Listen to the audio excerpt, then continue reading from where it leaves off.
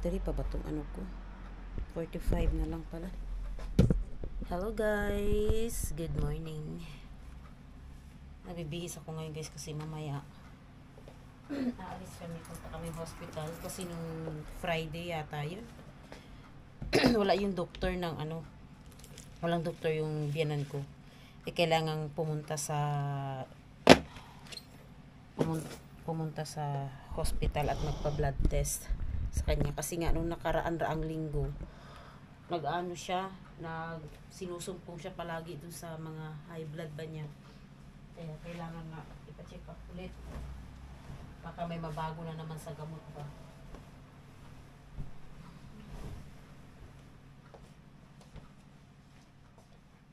So mga 8, alis na kami. Ayusin ko lang itong higaan, mga Inday.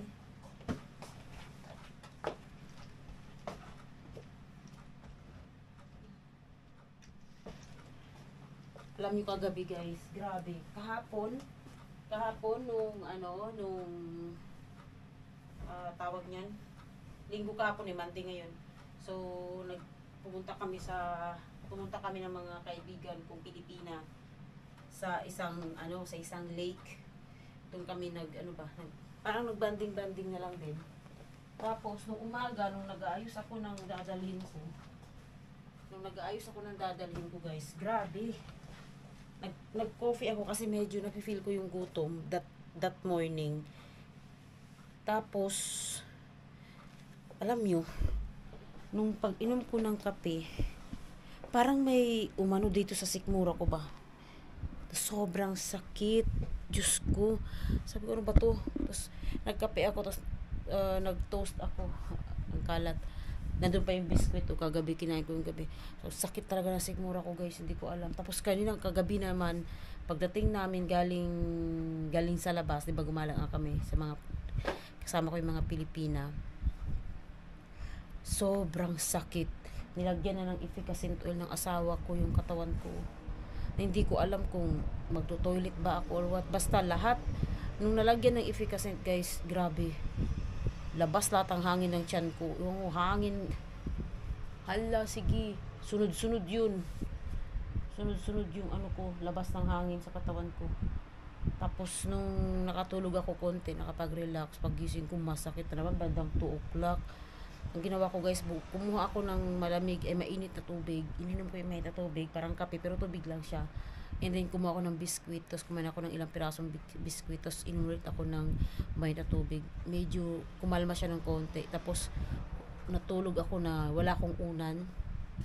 Talagang tagilid na wala akong unan. Yun, nakatulog ako guys, super ang sarap. Natanggal. Ngayon okay naman na niya, wala naman siya. Hindi siya masakit. Kung tataka ko kung ganun, ano ba yun, ulcer ba yun or what, hindi ko alam. Sobrang sakit talaga. So anyway, ayos na ko, okay na ako, may naman guys. Ay nako, bismillah. Umalis na yung asawa ko guys, iniwan na kami aga-aga. Hindi ko alam kung ano na naman ang pakulo nun, o di na naman siya umiimik. Ano bang klaseng buhay ito guys? Di ko talaga mag-gets tong buhay na to, promise. Napakasimple lang naman namin dito. Bakit ganito ang nangyayari? Gusto na mga ano kami ito, mga strangers. My God. Hindi ko alam kung ano ba, ewan ko ba, ako ba may kasalanan o sila ba may kasalanan, or hindi ko alam. Kasi ang alam ko sa sarili ko, ginagampanan ko kung sino ako dito sa kanila. Diyos ko. Hindi ko talaga alam. Para kami mga strangers. Gördün mü? Senin çanta koymadın mı? Oh, nawawala yung ngipin niya. Dali, maghanap muna kami ng ngipin guys. Ewan ko. Bahala na. Kung nagmamatigas siya dyan, wala na akong magagawa.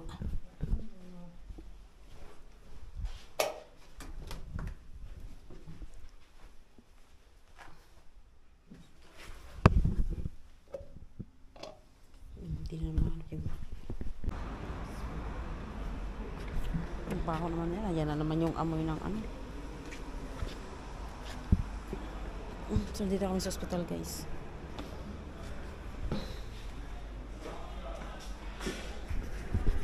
Tagal niya magpasa. Ay, pasartis eh.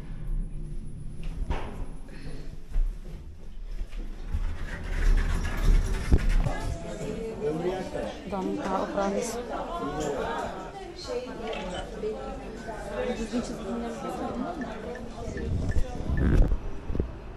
So yan guys, so dito sa labas. Sobra chok. Grabe. 2 linggo pala nawala yung 2 linggo nawala yung doktor. Ngayon, sobrang daming tao, grabe. Nantay namin si Rohi dito guys. Ayan yung biyanan ko. Ayun, saan niya kaya ni pinarking yung sasakyan? Diyos.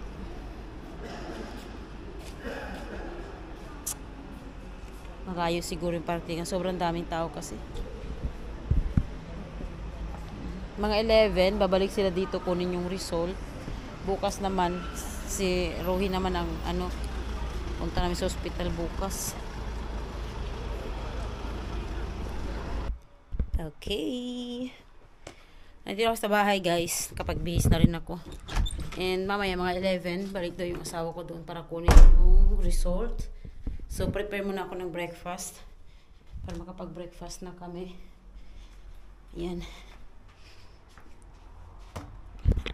Ano kayang breakfast natin? Yun.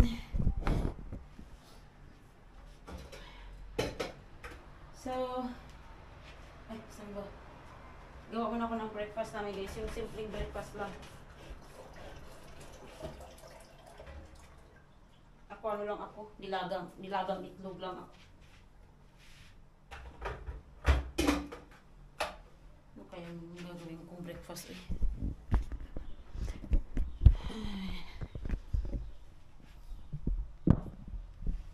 So, ito yung sabinan ko. Akin naman yung egg. Sa asawa ko naman ito. Tsaka yung sa Tuesday. Pero, isa sabinan ko dito. Isa rin sa akin. Tapos, yung the rest sa asawa ko na. Yun lang. Tapos, gawin ako ng choy. Choy. Kaya tubig. Alam nyo guys, kahirap talaga mag-vlog pag limitado yung mga supporters sa bahay. Kaya, singit-singit lang itong mga vlog ko guys. No? Putol-putol. Ganon.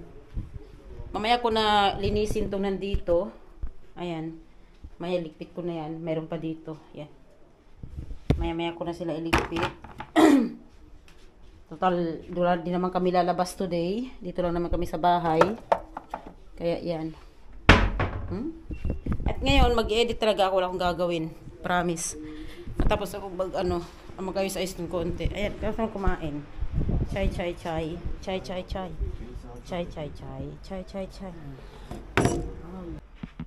Guys. And so, nabuboring tuloy ako. Yung asawa ko pumuntang hospital para kunin yung result ng blood test ng binan ko. Tapos sabi niya, punta naman daw siyang bursa. Lagi yun siya ganun. Pag kumukuha siya ng mga result or punta talaga siya ng bursa. Araw-arawin niya puntang bursa guys. Totoo lang. Ay, Diyos ko. Sabi ko sa kanya, pagkatapos makuha yung result, uwi ka na sa bahay kasi magpahinga ka. Kasi bukas, diba, pupunta kaming hospital bukas. Yun, sabi ko magpahinga ka. Makala sa buhay niya dyan. Ako, muna ako guys. May gagawin lang ako, mag-edit or whatsoever. Alam niyo guys, dumating yung asawa ko. Galing sa hospital, kinuha yung result ng biyanan ko. Hindi ko malang narinig yung pagdating niya. So, ngayon, mag-ano ko ng pakwan at melon. So, alam niyo na guys, ganito ang buhay namin dito palagi. Nakaka-boring, pero okay lang. Maghiwa para maganda ako ng Tapos yung resulta ng blood test ng biyanan ko, hindi siya okay. So, nung pagdating ng asawa ko, nag-inject siya. Ano ko na yung in-inject niya? Para dun sa biyanan ko.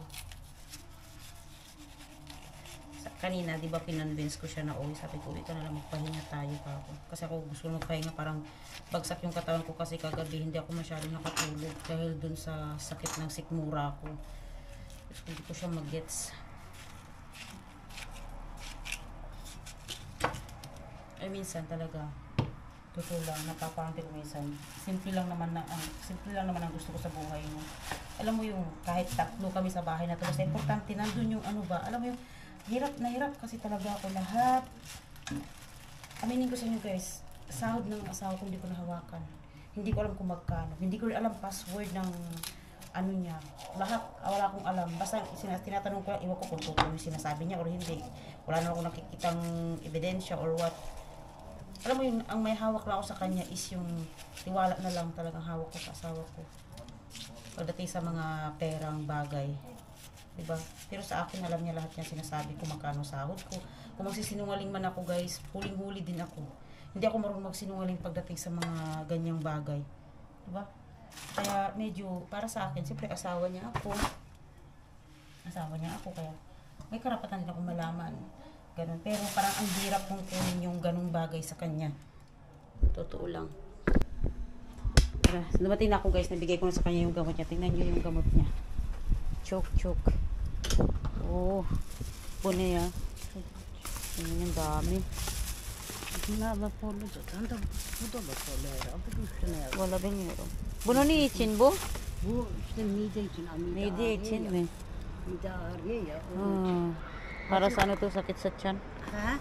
Evet, mide niçin? Bunlar kalp için. Bunu kalp için. Ha, kalp için. Para sa puso. Ito naman, senin Pomidin işte. pomidin mi? Tansiyon may için o? Pomidin için. Şey kalp için kalp. Kalp için. Ang Kalp dami no? şey değil. Dami niyang gamot. Sobra. So ayan guys, nagluto na ako ng dinner namin. Ayan oh. Ito yung aking niluto. Ayan. So wala din ako magluluto ng soup kasi may soup pa naman diyan, and then bumili din ako ng yuca kasi bukas ng umaga magluluto ako ng kaptijan burek. Na-miss ko na rin kasi yun siya. And ayan na. Yung asawa ko putang bursa, tinanong ko kung bakit. Ewan ko anong nangyari sa asawa ko ngayon. Sobrang iba talaga yung aura niya ngayon, guys. Diyos ko dahil, parang akala mo laging galit. Hindi ko siya magets. So anyway, by the way, Philippines, goodbye. Peace na ako, guys. So, may kinuha lang din kasi ako dun sa health center. So, kung matutuloy yun, kwento ko rin sa inyo soon. So, yan na guys. Ito ko tatapos yung aking vlog. Thank you so much. Babush.